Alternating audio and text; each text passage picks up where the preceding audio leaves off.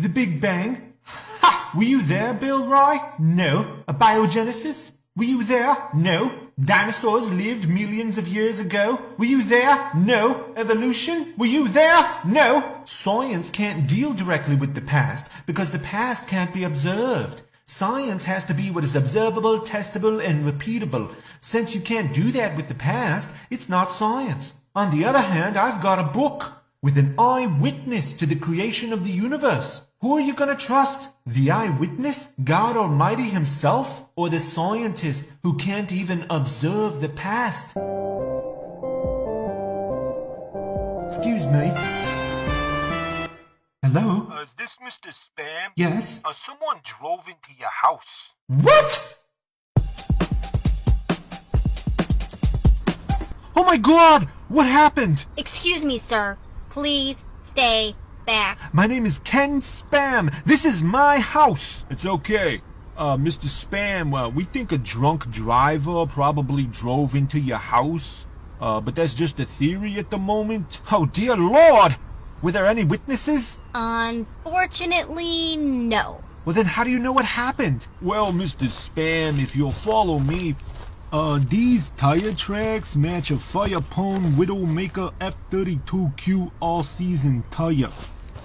4 of which are attached to this 1995 Toyota Corolla, which is registered to a Mr. Ned Haggard. A dozen bottles of liquid meth beer were found in the vehicle. Our database matched the fingerprints on the bottles to a Mr. Ned Haggard. We found several hundred more prints throughout the house, also belonging to a Mr. Ned Haggard. I take it Ned Haggard doesn't live here? No. Moving on. There's a trail of blood that leads to the refrigerator. The DNA analysis of the blood matched perfectly with a Mr. Ned Haggard.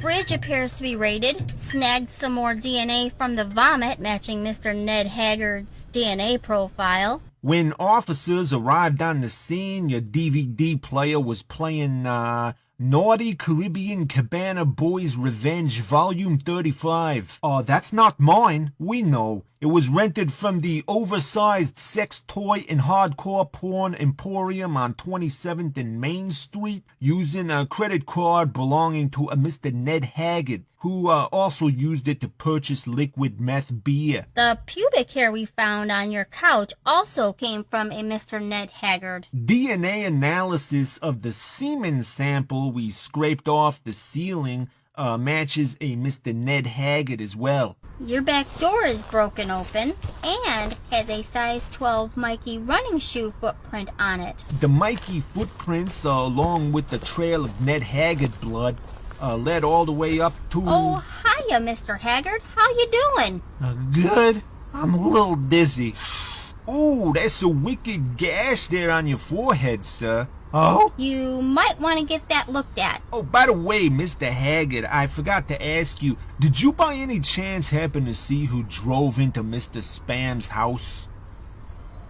Nope.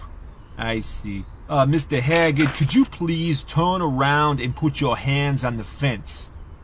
Okay. Spread your legs a little bit. Okay. You stable? Yeah.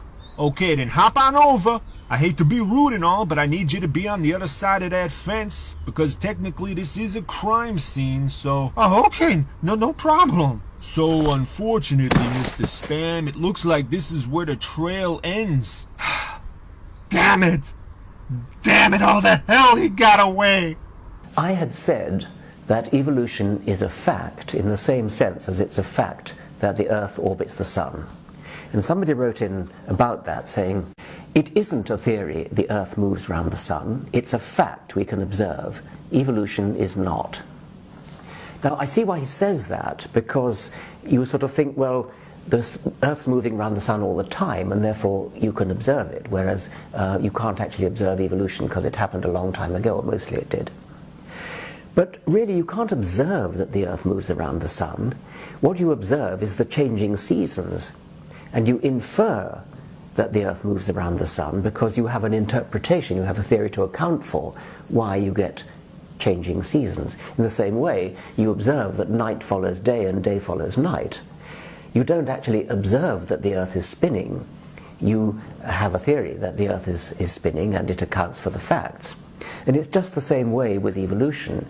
It's true that we can't actually observe at least the major features of evolution happening. We can observe very, very recent, very tiny bits of evolution happening. It's true that we can't watch dinosaurs evolving. We can't watch fish emerging from the sea and becoming land animals.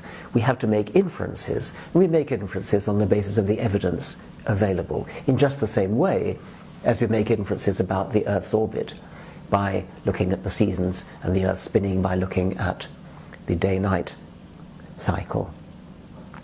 I have likened this to a detective coming on the scene of a crime after the crime's been committed. You can't actually watch the crime being committed, but you can see footprints, you can see fingerprints, you can see all sorts of clues that remain in the room where the murder was committed, and you can put forward a hypothesis as to how the murder happened, and then check the hypothesis against the facts.